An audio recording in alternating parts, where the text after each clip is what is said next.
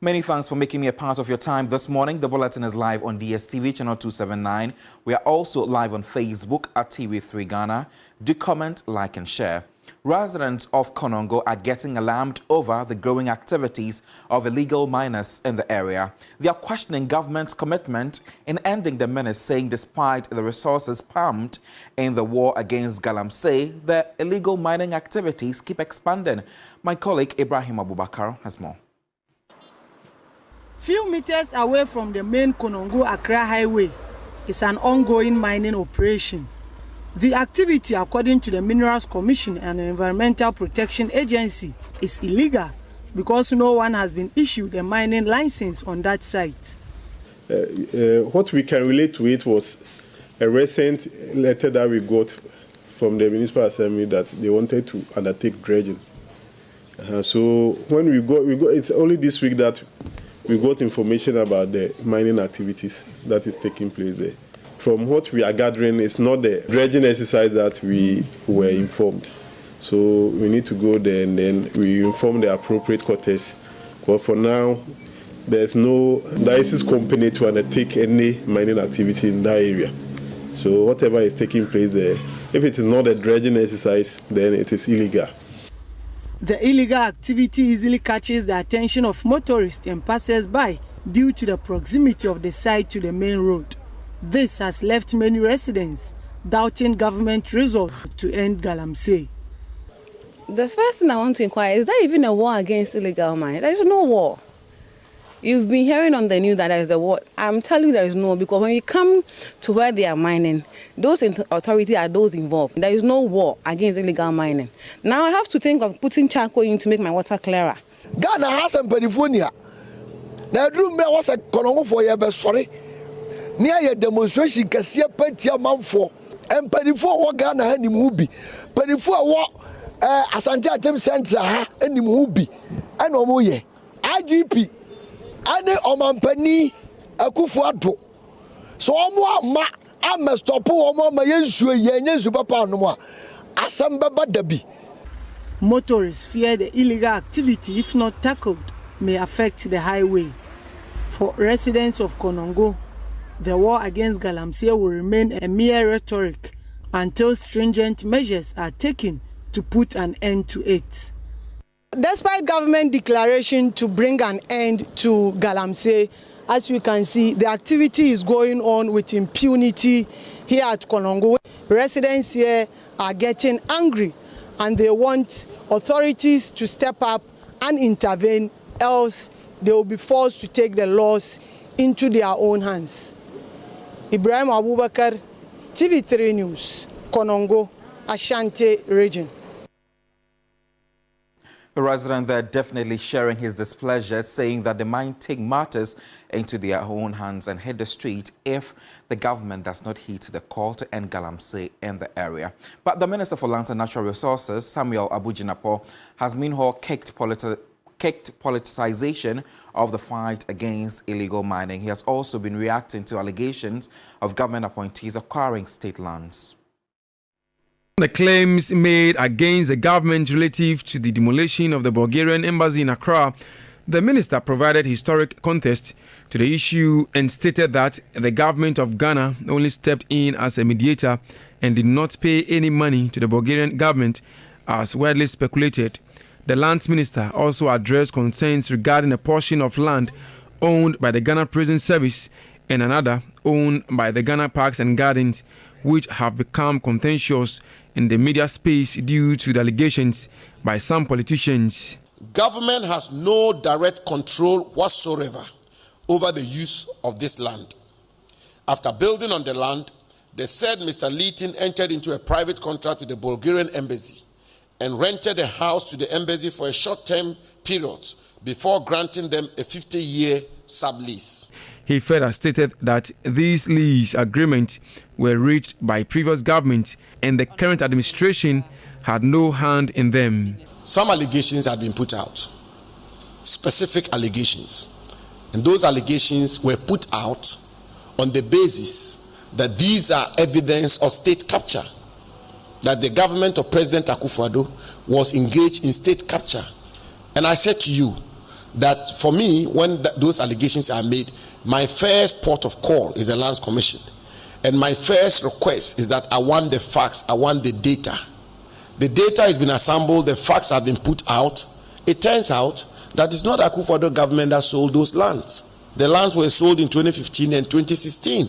On the issue of illegal mining, popularly known as Galamsey, the minister said former President Mohammed's promise to give amnesty to illegal miners serving their jail term will only defeat the fight against illegal mining. The thing about illegal mining is one that we will fail woefully once we reduce it to political football and political partisanship and campaign tool.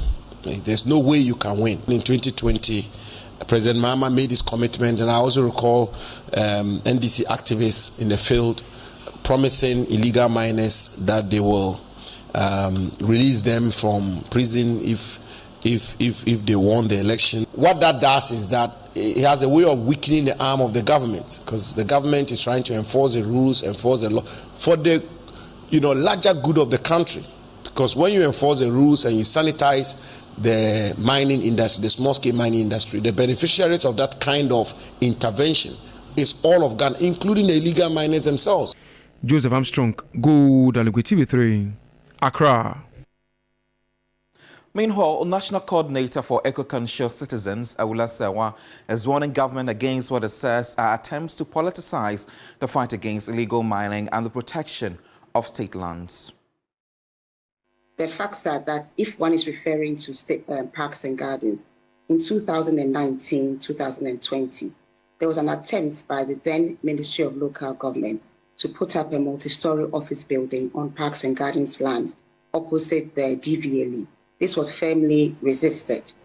And so, this is something that was unacceptable, but it was resisted. And there was even an attempt to rezone the area from green civic to exclusively civic. And we have to commend the Land Use and Spatial Planning Authority for sticking to the point that it is a green space. It was acquired for horticultural nursery. It should remain as such.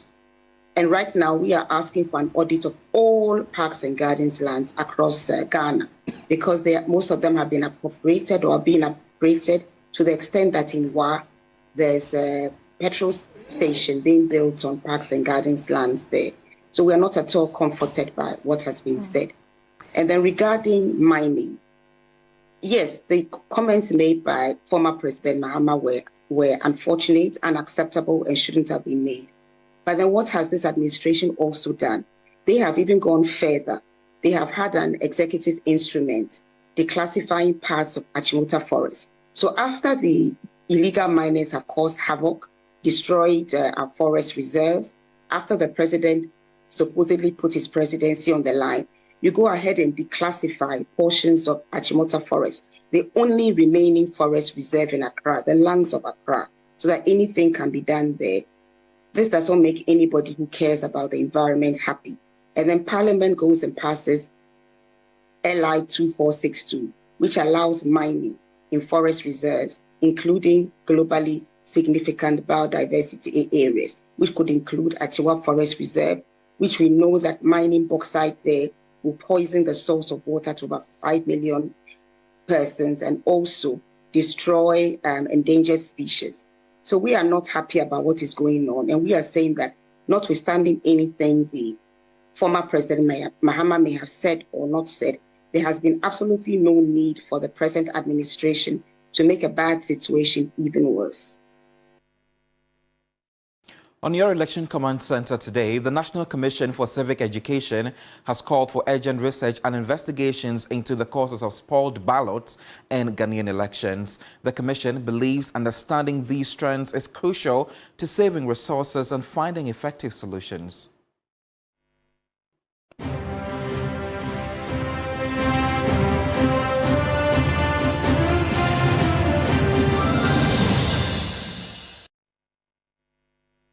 Spoiled ballots have been a persistent challenge in Ghanaian elections.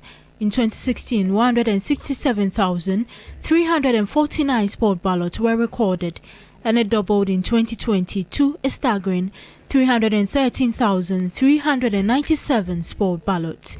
The chairperson of the National Commission for Civic Education, NCCE, Kathleen Addy, has called for investigations and the need for in-depth research into the issue of spoiled ballots to identify the underlying causes and trends. The issue about spoiled ballots is not something that you just speak about. It must be based on some real studies. The ballots must be studied, and then if there's a trend, we see it, and then based on what we see from the research and the study, you are able to define solutions, right? And say that, well, it is true that we are saying that a certain category, maybe we are saying that women in certain types of cultures are the ones with the spoiled ballots, or we are saying that it is new voters. We can't just say that, oh, it is said that new voters are the source of the spoiled. It's like, you may not know that for a fact. Now, as NCC, we are not the custodians of the ballot. That's the work for the Electoral Commission. So for us, it's about public education, which we are currently also actively doing as we do every election year. In addition, the NCC has raised concerns about the use of intemperate language by politicians, urging citizens to hold leaders accountable and political actors to maintain decorum. It is unfortunate because ideally we would hope that as our republic is growing and maturing, we will see a decrease in some of these negative aspects of the political culture. Unfortunately, we still see more of it. And so, in addition to engaging politicians, political actors to behave in a particular way, we also want citizens to understand that they have the power. We must focus on what politicians do and ensure that they do the right thing. But we must also, as citizens, focus on ourselves and how we engage them.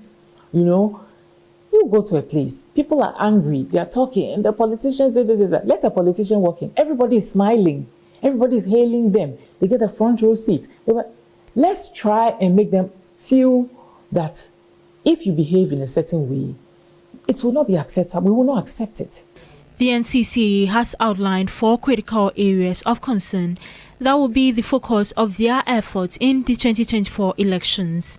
That is money sharing in elections, intemperate comments, misinformation, disinformation and fake news, and religious intolerance.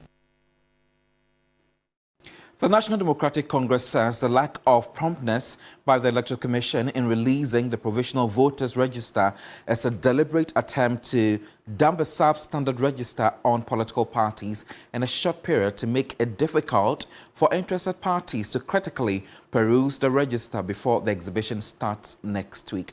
This was contained in a statement issued by the party's Director of Elections. Deputy Director of Elections and IT of the NDC, Dr. Rashid Tanko Computer, spoke exclusively to TV3.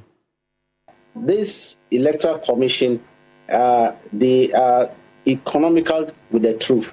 Actually, they wrote to us to bring our external drive on the 18th of July, 2024. They asked us to bring our external drive, 2 terabytes. We sent this external drive, the 2 terabytes, to them on the 22nd of July, 2024. At that time, they were clear in their mind that the provisional register was ready. That's why they demanded the external drive from us. At the IPAC meeting, we further asked them about the register. At that point, they indicated to us within a week they would give us the register because they were just putting things together. In fact, they were clear in their mind that they knew they had a mop-up exercise coming up.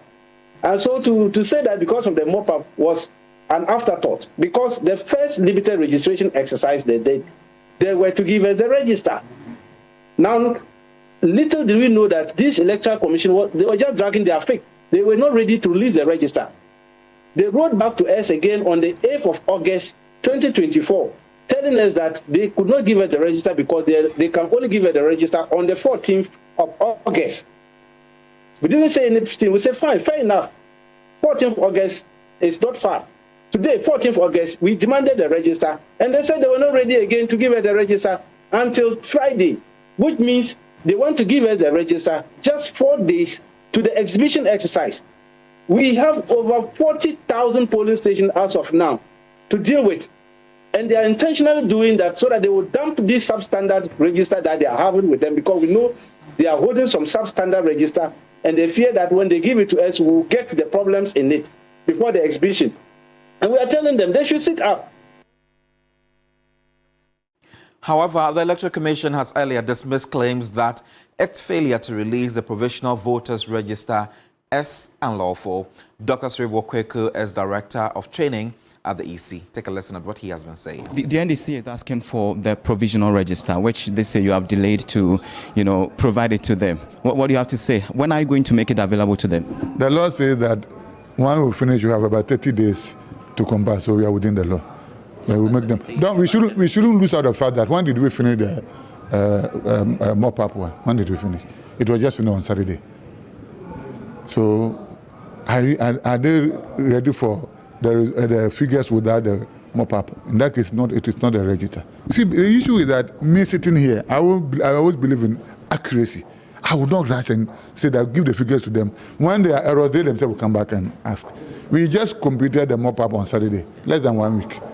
And it's the whole country. The people who have to bring the figures, we need to vet them. They themselves were part of the adjudication. We did that 3 days ago. They were part of the adjudication just 3 days ago. And when you do the education, the law says that when you finish, you take the decision. You should go to the chairperson for her to validate it. We cannot substep any of the steps.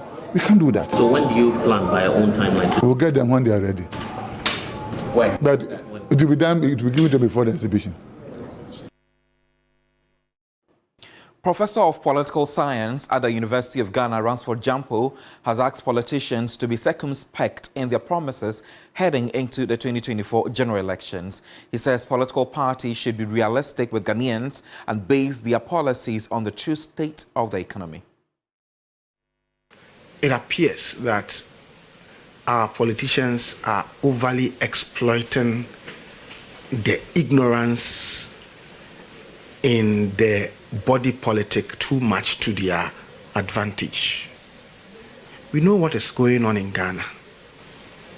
Times are hard, and it would be harder before things would ease up.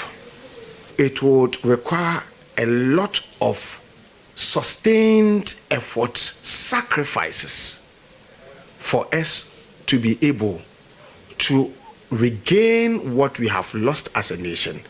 My advice to the politician who is going about soliciting for vote is that they should cut down, they should tone down on the promises that they are making, because it will be tough before it will be easier.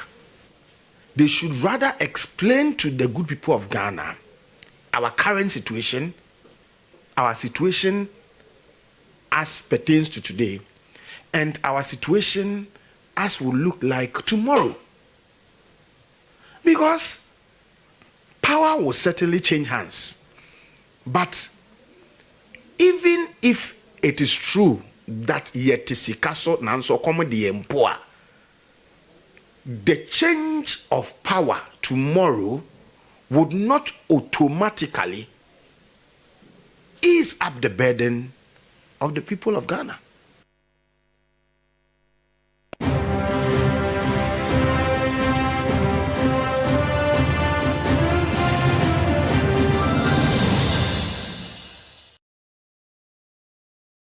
Away from your election command center, we focus on business now. The rate of general price increases in Ghana slowed to 20.9% in July compared with 22.8% in June. The July inflation rate is the lowest in 28 months. This could influence the Bank of Ghana to cut key lending rate in its next announcement. Take a look. The inflation rate of 20.9% in July is the slowest pace since March 2022. Main drivers include housing, food, water, electricity, gas and other fuels. Indicating that general average prices of goods and services in Ghana went up by 20.9% between July 2023 and July 2024. While this rate of inflation indicates a 1.9 percentage point lower than the rate that was recorded in June 2024 of 22.8%, it signifies that it's only the rate of change that has slowed down over the same period last year and the same period this year.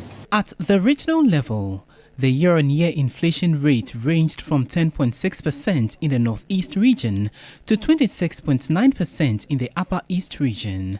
7 regions recorded an inflation rate above the national average of 20.9%.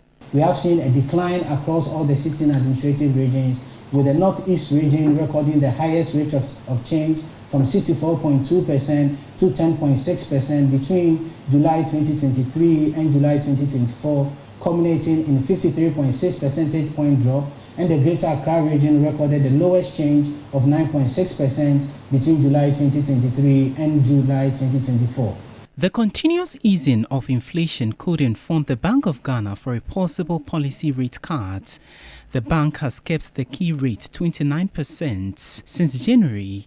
The central bank is expected to announce its next rates on September 30, 2024. Well, let us know if the economy is friendly or it is biting harder in your pockets. You can get interactive with us across all social media platforms at TV3 Ghana. That's how we end the morning news here on TV3. My name is Godwin Asideba. For more news updates, kindly log on to 3news.com. See you soon. Bye.